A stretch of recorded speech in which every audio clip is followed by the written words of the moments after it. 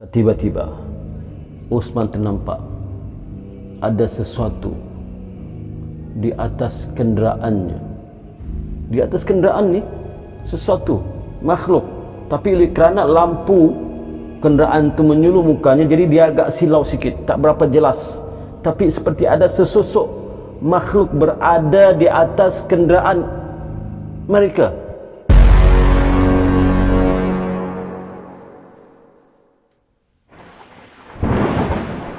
أعوذ بالله من الشيطان الرجيم وقل ربي أعوذ بك من همذات الشياطين وأعوذ بك ربي أن يحضرون. Dan katakanlah, wahai Tuhanku, aku berlindung kepadamu dari hasutan syaitan-syaitan, dan aku berlindung kepadamu, wahai Tuhanku, supaya syaitan-syaitan itu tidak menghampiriku. Assalamualaikum warahmatullahi wabarakatuh. Apa kabar anda semua? Seperti biasa, pertama sekali saya mengucapkan terima kasih kerana anda sudi untuk like, subscribe dan share kisah-kisah seram dalam channel Kisah Pengalaman Seramku ini. Kemudian juga saya juga turut mendoakan anda supaya anda sentiasa sihat walafiat, panjang umur, murah rezeki dan terhindar daripada segala gangguan makhluk halus di kalangan jin dan syaitan. Kali ini kita terus menceritakan kisah-kisah seram yang dikirim oleh rakan-rakan subscriber kita. Kali ini satu cerita yang dikirim oleh rakan kita, rakan subscriber baru kita yang bernama Encik Usman. Ya, terima kasih pada Encik Usman. Semoga menonton video ini. Ya, InsyaAllah saya akan ceritakan apa yang dikirimkan oleh Encik Usman. Saya cuba yang terbaiklah. Semoga anda terhibur dan dapat manfaat serta dapat iktibar daripada kisah ini. Seterusnya, selepas ini.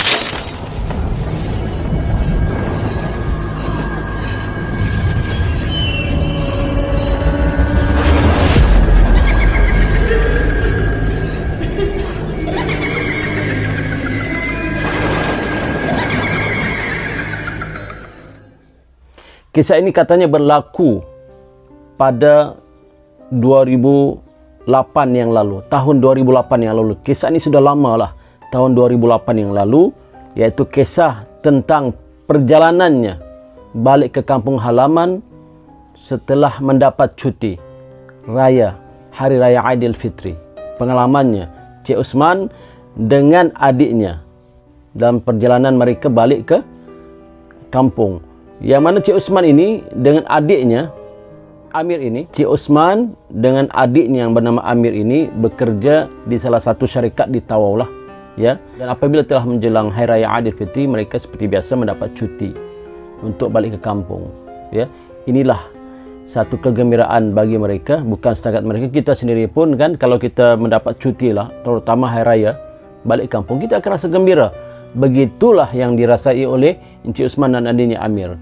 Jadi mereka ini oleh kerana kesibukan, ya, kesibukan kerja dan juga kesibukan mempersiapkan, ya, barang-barang pakaian dan sebagainya untuk dibawa balik ke kampung, akhirnya mereka terlambat membeli tiket bas. Ya, mereka terlambat membeli tiket bas. Ya, bila mereka sampai ke kaunter bas di stesen bas Tawau itu, bas telah penuh semuanya, full house. Maklumlah malam takbir. Mereka balik ni malam takbir, tuan-tuan. Jadi nak macam mana nak balik, ya? Tak ada jalan lain ni. Sebab untuk balik ke Kota Kinabalu daripada Tawau, kalau bukan kapal terbang, naik flight, naik bas lah. Tapi harga flight masya-Allah, ya, luar biasa, meningkat naik. Maklumlah, ya, hari perayaan mestilah begitu. Kalau nak murah, belilah awal. Jadi mereka nak beli last minute, mana ada duit. Mau tak mau naik bas pun tak ada, yang kosong full. Kata bagian tiket bas tu kalau nak pun 2 hari selepas raya. Tak boleh lah, sebab cuti mereka pun tak panjang. Ya. Maka Usman pun berbincanglah dengan adiknya Amir ni. Mir, abang rasa ada satu jalan lah, Mir, kita balik ni. Kata adiknya Amir, macam mana bang? Beginilah, kita bawa salah kereta kita tu. Kita bawa salah kereta kita kan, kita memandulah ke KK ni. Yakin ke bang? Kata Amir. InsyaAllah yakin, pelan-pelan lah. Janganlah bawa laju-laju ya. Tapi tak letih ke abang? Abang saya boleh mandu, saya tak boleh mandu ni. Tak apalah, kalau kita letih pun kita rehatlah di mana-mana kan, tidur. Tapi abang nak bawa satu jalan lah, Mir. Ya, satu jalan shortcut lah. Ya, sebab kalau kita nak daripada Tawau ke Kota Kinabalu ni makan masa 8 hingga 10 jam, jauh ni. Ada satu jalan lah kalau nak kita jalan satu tempat. Iaitu tempat ni laluan baru. Laluan baru daripada Tawau ke Kota Kinabalu. Iaitu satu laluan daripada Tawau ni namanya Jalan Kelabakan. Tu terus masuk ke dalam Marotai, daripada Marotai masuk Kelabakan dan terus jalan tembus ke Keningau dan tembus ke Kota Kinabalu. Bagus juga tu bang, kata Amir. Kita dapat satu pengalaman ni. Cuma jalan tu, kata Osman pada adiknya, jalan tu sunyi sikit lah. Maklumlah jalan baru dan jalan pun tak diturap lagi, tak datar lagi, cuma degrid ya. Jadi batu-batu kerikil tapi diratakan lah. Yalah, kita tawakal salah bang, apa boleh buat. Tapi malam ni juga, Mir, kita kena gerak ni. Malam ni juga. Ya, malam ni juga. Sebab raya pertama kita adakan program. Kan, raya pertama keluarga kita mengadakan program. Doa selamat kesyukuran. Ibu dan ayah kita nak semua kita ni ada pada pagi raya tu. Itulah yang abang risaukan ni, Mir. Tapi macam mana? Kata Amir, okeylah bang. Tawakal salah bang. Boleh? Boleh. Siapkan barang. Kan mereka pun siaplah barang. Dan kereta ni mereka ni pun bukanlah kereta yang mahal sangat ataupun yang canggih sangat, cuma kereta Proton Saga ya, Proton Saga biasa. Tapi masih okey lah. Ya, enjin masih bagus lah, semua okey. Maka kata abangnya Osman, Mir cuba cek air semua clear ke? Tayar kita mesti okey ni. Ini jalan jauh ni. Okey bang. Saya tengok tayar pun masih okey bang. Bunganya masih nampak bang. Air cukup bang, clear. Okey, jom.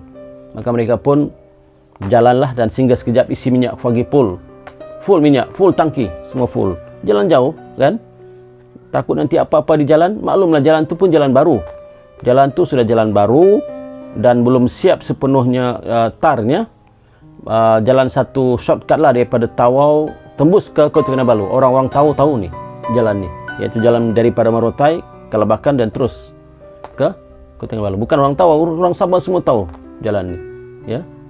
Jadi mereka pun berjalan naik kenderaan Proton Saga berwarna putih. Jalan.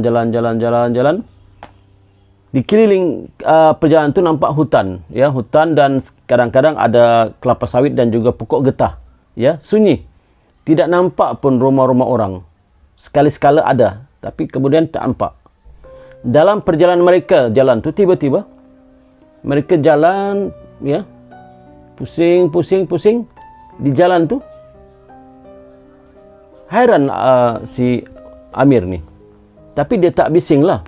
Di hatinya berkata, ish, jalan ni kita dah lalui. Di hatinya, kami dah lalui jalan ni, tapi kenapa balik jalan ni? Pokok yang sama juga, hutan yang sama. Ya, tapi Amir tak bising-bising sajalah, dia berkata di hatilah.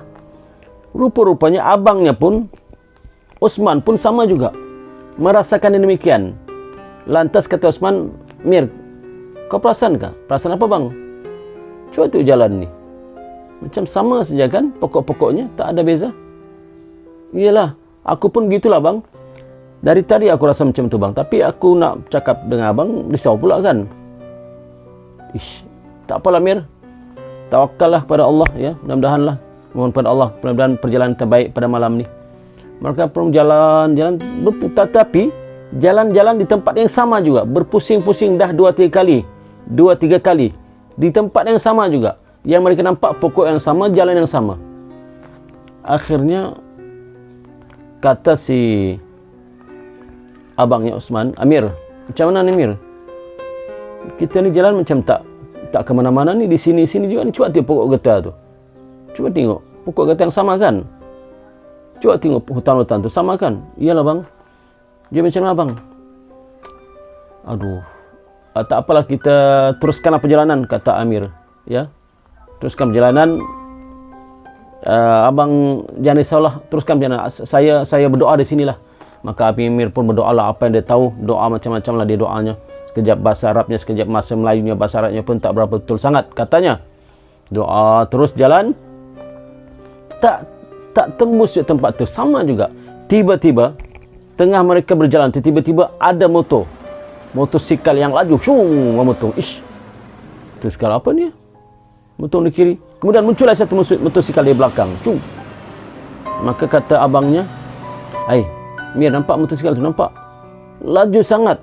Ya, sepatutnya mereka nampak kita tempat yang sunyi ni, horn lah sikit kan. Ni horn pun tak.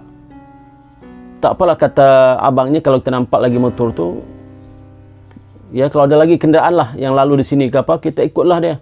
Kita membuntutlah di belakang. Moga-moga kita dapat jalan, ya, dapat menemui jalan yang betul." Iyalah, maka mereka pun jalan terus. Tiba-tiba muncul lagi satu motosikal. Ini kali mereka horn, horn. Ya, Osman horn, tapi tak ada respon daripada motor tu. Nak kejar motor pun tak dapat. Terlalu laju sangatlah motor tu. Nak kejar pun tak dapat, laju sangat. Maka mereka putus perjalanan. Tiba-tiba kata Amir, "Bang, rasa macam dahaga lah bang. Haus sangatlah. Kita pun tak bawa air." Ya kan, tak bawa air. Macam mana ni? Tak apalah, kita jalan. Nanti kalau nampak gerai-gerai tepi jalan mana-manakah, kita berhentilah. Mereka terus perjalanan. Tapi yang mereka pelik ni, yang rasa ni, takkanlah pokok getah yang begitu banyak bersusun. Pokok getah itu juga, hutan itu juga, tak ada perubahan langsung. Jalan pun seperti sama saja. Tapi mereka tak pedulikanlah. Mereka terus perjalanan. Dan dah rasa macam lapar, dahaga tu, mereka pun mencari-carilah kalau adalah gerai-gerai tepi jalan ke apakah. Tiba-tiba di hujung sana mereka nampak seperti ada cahaya. Ya, cahaya berkilau-kilau, klip-klip cahaya tu. Mereka mendekat. Dia kata, "Mir, nampak tak ada lampu-lampu di depan tu?" "Nampak bang, mungkin nanti gerai-gerai jualan barangkali, kalau ada kita singgahlah." Yalah. Mereka pun jalan-jalan sampai satu tempat. Ya betul. Memang satu gerai makanan dan minuman. Ada dua orang tua yang duduk situ, suami isteri. Ya, seperti suami isteri, dua orang tua. Ya, rambut mereka pun keduanya putih, beruban. Mereka parking pelan-pelan, buka pintu, memberi salam, "Assalamualaikum." "Waalaikumsalam." Kata dua orang penjaga gerai yang dah berumur itu, dah tua tu. Tapi pandangan mereka melihat kepada Osman dan Amir ni rasa seperti pelik, rasa macam keanehan. Maka Osman tak berapa sedap lah dipandang begitu, seperti orang yang tak pernah melihat mereka ni, seperti mereka ni makhluk alien lah, makhluk asing lah. Dia tak hiraukan, dia terus bertanya, "Makcik, ada tak jual air atau makan apakah? Ada nak? Tu depan tu." Mereka tengok, betul ada. Minuman ada, makan ada. Pilihlah mana nak mau ni. Ambillah apa sajalah. Okey, baik. Makan pun pilih. Ni, Amir, kau ambil lah ni nasi ni, nasi bungkus ni. Ambil dua. Ambil air tu lah, 2 bungkus, 2. Kemudian mereka pun membayarlah dengan duit Malaysia, duit ringgit Malaysia. Bila mereka bayar, lagi sekali penjaga gerai itu terkejut dan melihat dan ada keanehan di wajah mereka. Mereka seperti tak tahulah nak cakap, kata Osman ni, mengambil duit ringgit Malaysia tu dalam keadaan seperti, yalah, tak seronok begitulah, keanehan. Tetapi mereka tak bercakap apa-apa. Tapi mereka macam rasa aneh melihat Osman dan Amir tu. Kata Osman, "Makcik, pakcik, lebihan ini ambillah, tak payah balikkan. Ini saya bagi RM50, saya hadiahkan pada makcik lebihan ni. Ya, lebihan duit ini saya bagilah pada makcik lah. Lebihan duit RM50 ni. Yang penting kamu dapat makan nasi 2 bungkus dan air 2 botol ni. Terima kasih makcik." Makcik itu cuma angguk-angguk. "Assalamualaikum." "Waalaikumsalam." Maka mereka pun berjalan. Masuk dalam kenderaan, jalan lagi. Dan di hujung sana, dekat-dekat pokok getah yang sama juga, yang mereka nampak sama, mereka pun makan dan minum. Tiba-tiba muncul lagi motosikal yang berkuasa besar lalu di depan mereka dalam keadaan yang begitu laju. Ish, kata Osman, pelik betul motosikal ni. Dalam keadaan jalan yang tak baik, tak elok, dalam keadaan jalan yang gravel, banyak batu kerikil, mereka begitu laju. Ini tak boleh ni, Mir. Kata Amir, bang, tak apalah bang, biarkanlah mereka. Tapi aku rasa pelik lah, Mir. Motosikal ni macam memberi isyarat pada kita sesuatu lah. Tapi tak apalah, kita habiskan makan dulu lah. Habiskan makanan, dah selesai mereka makan, minum, maka mereka pun terus meneruskan perjalanan. Bismillahirrahmanirrahim, kata Osman.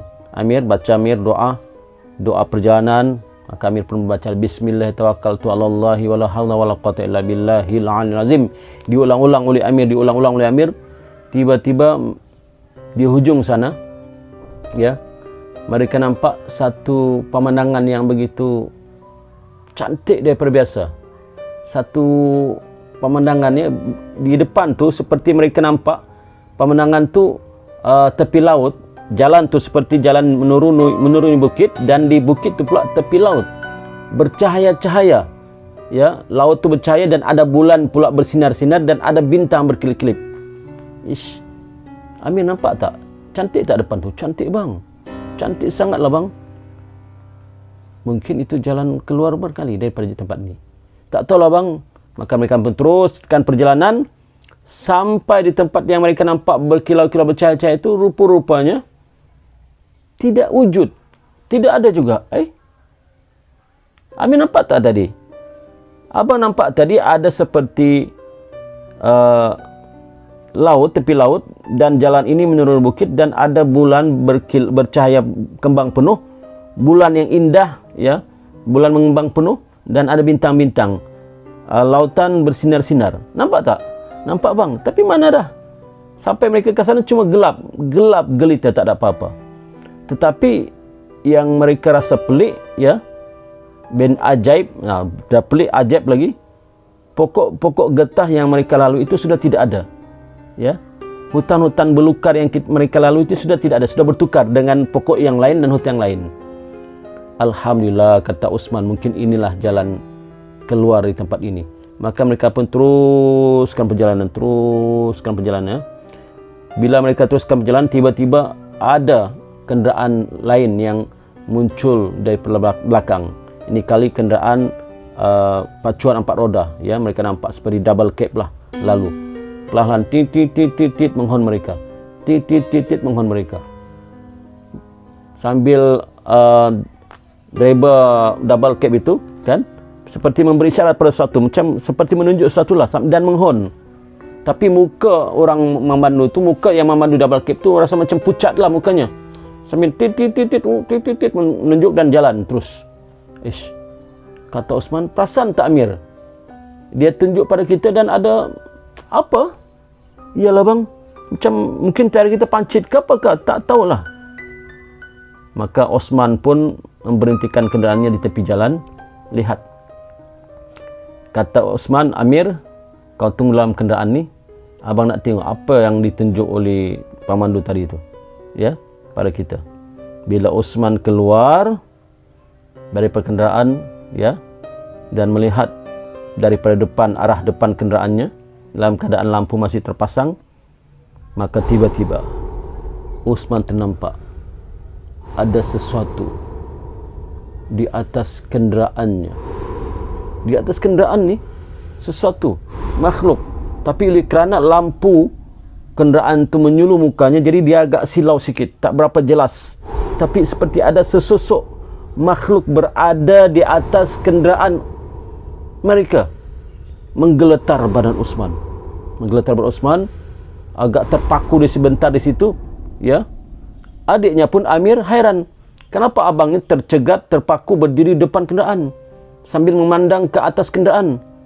Maka Amir pun cepat-cepat buka pintu dan tarik tangan abangnya. Abang, kenapa ni bang? Masuk bang. Maka abangnya pun mau masuk, dalam keadaan abangnya seperti seseorang yang hilang ingatan, panik dan macam-macam lah. Masuk bang. Masuk. Ditolaknya abangnya masuk ke kenderaan, duduk di tempat driver tu, memandu tu.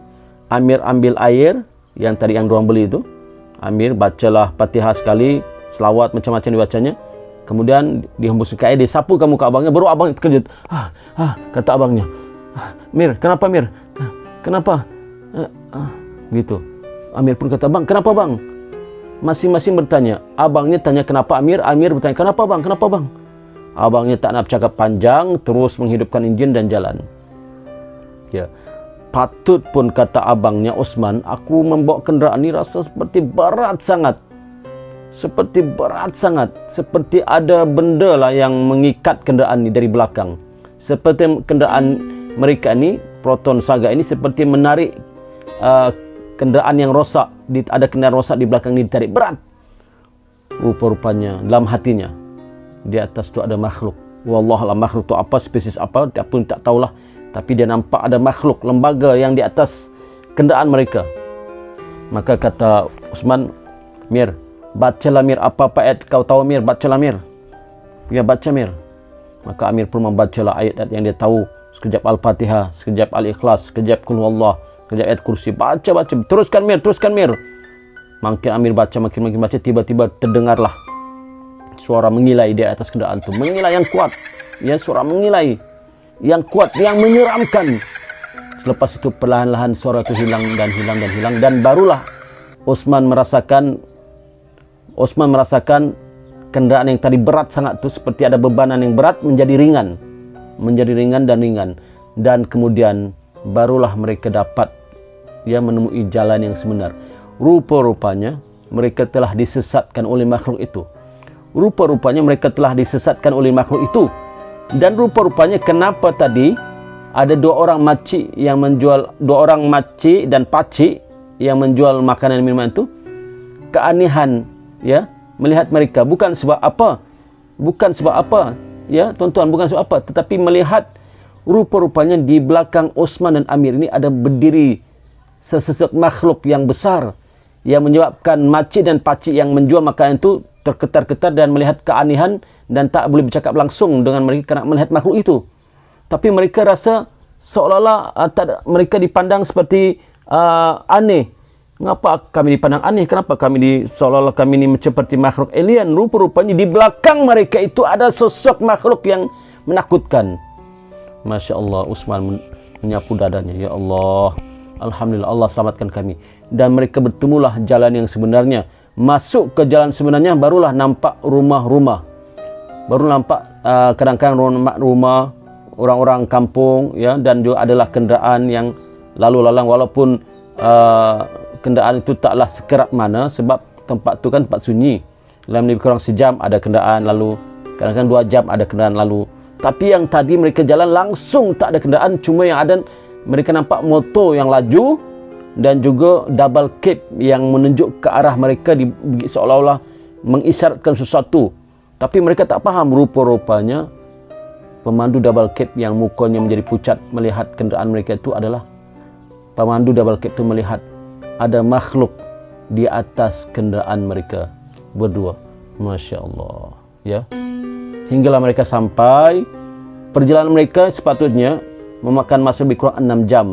Tetapi mereka sampai ke dekat-dekat Keningau ni, belum sampai KK lagi, dekat Keningau, ya. Lebih kurang 8 jam.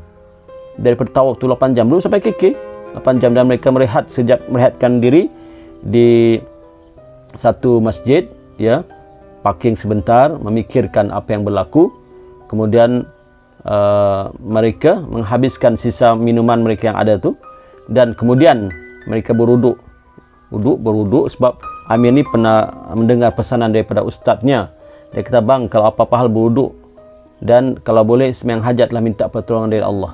Mereka berwuduk tengah malam tu, bukan tengah malam lagi, pukul 2 pagi, daripada pukul lebih kurang pukul 8 lah mereka bertolak tu, pukul 2 pagi mereka sampai dekat Keningau tu. Maka mereka pun ambil duduk dan solat hajat dan berdoa kepada Allah supaya perjalanan mereka ini dipermudahkan. Perjalanan mereka ini diberi pertolongan, tidak ada apa-apa yang tak baik berlaku. Alhamdulillah, selepas itu dah selesai, mereka masuk kenderaan, mereka rasa tenang, aman, damai. Tetapi Osman ini tiba-tiba mengantuk sangat. Kata Osman, Mir, abang ni tak larat dah mandu ni Mir. Abang mengantuk sangat ni, macam mana ni? Kalau abang teruskan perjalanan, bahaya kita ni Mir. Ya kan bang, lagi pun Amir tak boleh memandu, macam mana nak ganti abang? Bang, beginilah kata Amir, kita rehat sajalah, ya. Rehatlah kita dalam kenderaan ni. Besok pagilah, abang tidurlah dulu. Besok pagi selepas subuh kita bertolak. Tapi yalah, sempatkah kita ni? Sempat tu tak sempatlah kata Amir. Tapi macam mana pun, yang penting kita sampai. Soal sempat mengikuti program doa selamat kesyukuran tu, itu tak penting dah sekarang ni bang. Yang penting kita selamat sampai ke rumah ibu dan ayah kita. Yalah Mir. Maka mereka pun berdua terlena dalam kenderaan itu sampailah ya azan subuh berkumandang dan pintu mereka diketuk dari luar. Tuk tuk tuk. Bila mereka tengok, rupanya imam telah mengetuk pintu mereka untuk menyuruh mereka solat subuh berjemaah. Alhamdulillah. Maka selesai dari itu, sempatlah mereka bersimbang-simbang dengan Tuan Imam tentang apa yang mereka alami semalam. Ya, maka Tuan Imam dalam keadaan nada yang bersahaja mengatakan beginilah, sebelum kita berjalan jauh, ya kita hendaklah berdoa kepada Allah SWT, minta perlindungan, dan kalau boleh, ya kalau boleh memohonlah perlindungan supaya dipermudahkan perjalanan daripada awal hingga akhir, insya-Allah ya. Tapi kamu alhamdulillah kamu dah selamat ni, syukurlah. Kerana jalan tu memang jalan baru dan sunyi, sepi, dan kamu dah tak ada apa-apa kan? Tak apa. Maka mereka pun berselaman, meminta diri dan jalanlah meneruskan perjalanan untuk kembali ke Kota Kinabalu, ke kampung halaman mereka. Maka para penonton sekalian, itulah cerita yang diceritakan oleh Encik Osman kepada kita semua. Bagaimana pengalaman mereka ketika di malam raya, malam takbir, mereka balik ke kampung mereka, tetapi dalam perjalanan mereka telah diganggu oleh sesuatu makhluk yang menyeramkan. Encik Osman pun tidak dapat pastikan apakah makhluk itu kuntilanak, ya, puntianak ke apakah, wallahu a'lam. Tapi dia nampak dengan jelas sesosok makhluk di belakang, di atas kenderaan mereka yang begitu besar, menyebabkan kenderaan mereka menjadi berat, ya, menjadi berat, menyebabkan Encik Osman payah nak membawa kenderaan itu, seolah-olah seperti menanggung beban berat yang berat sangat. Sekian, semoga bertemu di dalam kisah yang akan datang. Sekiranya para penonton sekalian ada kisah-kisah seram yang nak dikongsikan kepada saya, sila hantar ke email saya, ya. Sila hantar ke email yang tertera di skrin ini. Dan saya sekali lagi, jangan lupa like, subscribe dan tekan loncengnya, supaya nanti kalau ada cerita-cerita baru, maka para penonton sekalian dapat menontonnya. Sekian, Assalamualaikum warahmatullahi wabarakatuh. Bertemu lagi.